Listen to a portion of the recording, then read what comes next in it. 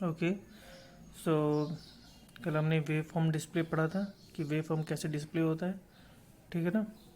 कैसे हम vertical input में साइनसोइडल वेव देते हैं और हॉरिजॉन्टल डिफ्लेक्शन प्लेट में क्या देते हैं, एक सॉटूथ या रैम्प सिग्नल देते हैं। तो हमें कैसे हमारा आउटपुट सिग्नल्स या जो इनपुट सिग्नल ही है वो हमारा स्क्रीन पर कैसे शो होता है, राइट।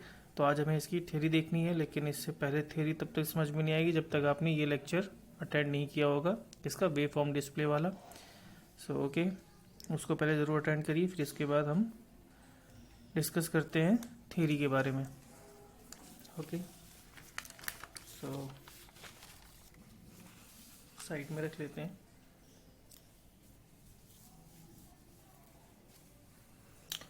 देखिए क्या लिखा है, यदि वर्टिकल प्लेट्स पर एसी वोल्टेज अप्लाई किया जाए, देखो वर्टिकल इनपुट है, वर्टिकल डिफ्लेक्शन प्लेट में वर्टिकल प्लेट पे क्या किया गया हमारा एसी वोल्टेज। एसी वोल्टेज मतलब साइनसोइडल वोल्टेज, ठीक है ना।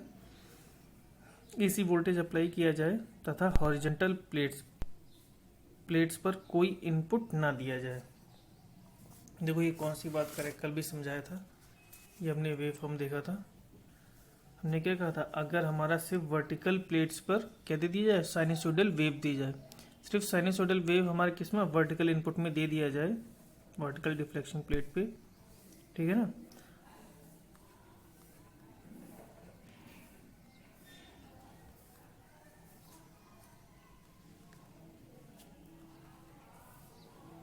अगर sinusoidal wave vertical deflecting plate पे सिर्फ दे दिया जाए तो हमें क्या मिलेगा, एक वर्टिकल लाइन मिलती है स्क्रीन पर, है ना। ये लास्ट क्लास में हमने समझा था, इसलिए अटेंड जरूर करिएगा, ठीक। देखो क्या बोला, यदि वर्टिकल प्लेट्स पर एसी वोल्टेज अप्लाई किया जाए तथा हॉरिजॉन्टल प्लेट्स पर कोई इनपुट ना दिया जाए तो स्पॉट लगातार अप एंड डाउन मूव करेगा। स्पॉट लगातार अप एंड डाउन मूव करेगा, यानी एक लाइन दिखाई देगी, देखो अप एंड डाउन मूव करेगा तथा आपको एक वर्टिकल लाइन स्क्रीन पर दिखाई देगी, ठीक है। किंतु यदि वर्टिकल इनपुट पर एसी अप्लाई करने के साथ साथ एक कॉन्स्टेंटली इंक्रीजिंग वोल्टेज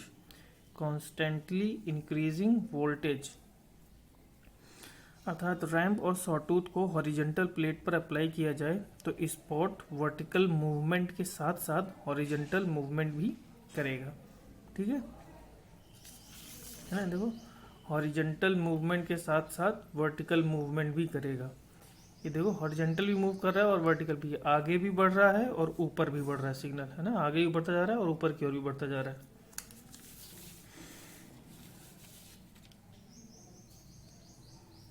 यदि वेव फॉर्म्स को परफेक्टली सिंक्रोनाइज्ड रखा गया है तो t=0 पर वर्टिकल डिफ्लेक्टिंग वोल्टेज 0 व हॉरिजॉन्टल डिफ्लेक्टिंग वोल्टेज -4 है। देखो यही कहा था, जब हम वहाँ पे क्या हम डिले सिग्नल देते हैं ना, वो डिले सिग्नल क्यों देते हैं, डिले इसलिए देते हैं ताकि हमारे सिग्नल्स क्या हो जाए, परफेक्टली सिंक्रोनाइज्ड हो जाएं।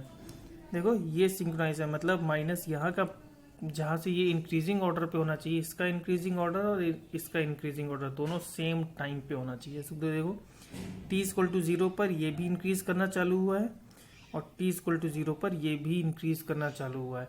मतलब t=0 पे ये कहाँ है, 0 पे है, और t=0 पे ये कहाँ है, -4 वोल्ट पे। इसको कहते हैं सिंक्रोनाइजेशन। ये सिंक्रोनाइजेशन अगर नहीं होगा तो हमें ये वेव फॉर्म नहीं मिलेगी।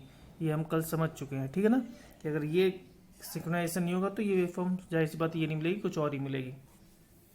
तो यही कह रहे हैं, अगर हमारा दोनों जो सिग्नल्स हैं वो सिंक्रोनाइज्ड हैं, मतलब t=0 पर ही सुपर इम्पोज किए जाते हैं, है ना, सेम वोल्टेज पर जो हमें यहाँ पे दिख रहे हैं, तभी हमें ये हमारा इनपुट मिलेगा, ठीक है।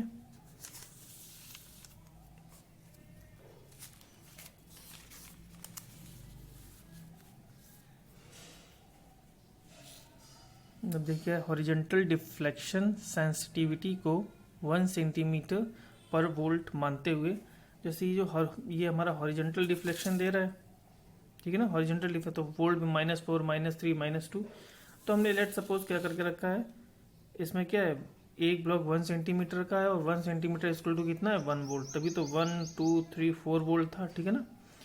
1 सेंटीमीटर पर वोल्ट मानते हुए इस स्थिति में वर्टिकल डिफ्लेक्शन 0 व हॉरिजॉन्टल डिफ्लेक्शन स्क्रीन के सेंटर अर्थात पॉइंट से 4 सेंटीमीटर लेफ्ट की ओर होगा। 4 सेंटीमीटर लेफ्ट की ओर होगा, है ना। ये देखो, ये यहाँ 4 सेंटीमीटर है, कौन सा हॉरिजॉन्टल डिफ्लेक्शन, मतलब एक्स एक्सिस वाला डिफ्लेक्शन। हॉरिजॉन्टल डिफ्लेक्शन कितना, -4। तभी क्या था, 1 2 3 4 -4 किया था, है ना। और हॉरिजॉन्टल डिफ्लेक्शन कितना है, 0 है, तो हमने क्या किया था, 0 किया था। ठीक है, देखो ये सारे पॉइंट्स दिए गए। अब ऐसे हैं, ऐसे ही ये पॉइंट सारे, अब इन पॉइंट्स को एक बार देख लेते हैं बस। ए पे क्या है, देखो t=0 पे है ना, ए t=0 पे वर्टिकल डिफ्लेक्शन देख लिया, अभी देखा था 0 है, हॉरिजॉन्टल कितना है, -4। तभी तो ये देखो क्या है, -4 लेफ्ट बोला है ना। 0 पे हमने क्या लिखा है, ये हमारा क्या है, सेंटर है। ठीक है, सेंटर मतलब 0 पे है, 0 से -4 है ना, -4 लेफ्ट, मतलब लेफ्ट की ओर -4।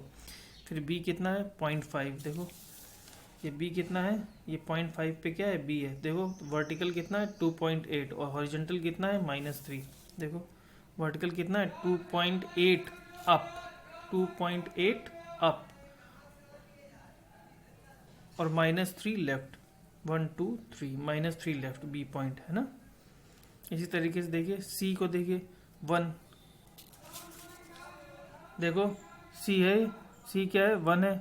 1 पे देखो क्या है, 1 पे ये क्या है, वर्टिकल 4 है, और ये क्या है 1 पे, -2। देखो वर्टिकल क्या है, 4 अप है और -2 लेफ्ट है। 4 अप और 1 2 -2 लेफ्ट। कौन सा है, डी पॉइंट है। देखो डी पॉइंट कितना, ये 1 है तो ये 1.5 ही होगा। देखो 0.5 आगे बढ़ रहा है ना, 0.5 ये 0.5, 1.5 पे क्या है कि देखो कितना है, 2.8 है ये, और ये कितना है, ये कितना होगा, ये होगा -1 पे, क्योंकि देखो -3 से -2 ही तो बढ़ा है, तो इसका मतलब -1 पे होगा ये, है ना।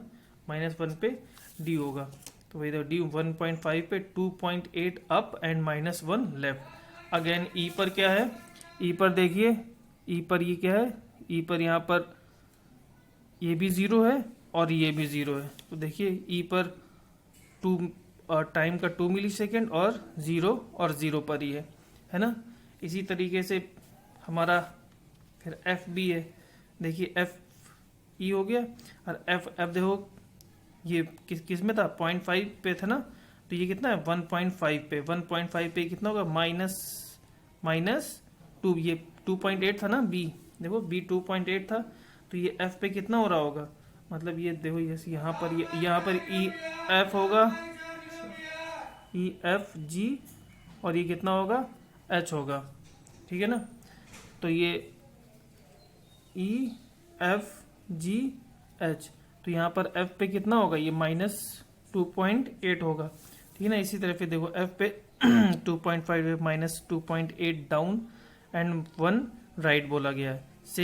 सेम रिपीट कर दिया, क्योंकि क्या है देखो सब, क्योंकि साइनसोइडल वेव है ना, टाइम पीरियड सेम ही है, जो पॉजिटिव पल्स है वही नेगेटिव पल्स है, तो सेम फिर क्या रिपीट कर दिया गया। बस क्या, अब देखो अभी पॉजिटिव पल्स के लिए डिज़ाइन किया था, अब नेगेटिव पल्स के लिए डिज़ाइन किया गया। तो देखो यहाँ तो राइट में लिखा गया, एक्स एक्सिस तो राइट है, देखो हॉरिजॉन्टल डिफ्लेक्शन राइट में लिखा गया है, लेकिन वर्टिकल डिफ्लेक्शन माइनस पे लिखा गया है, क्योंकि पहले प्लस में था, पॉजिटिव पल्स थी, अब क्या है, नेगेटिव पल्स है।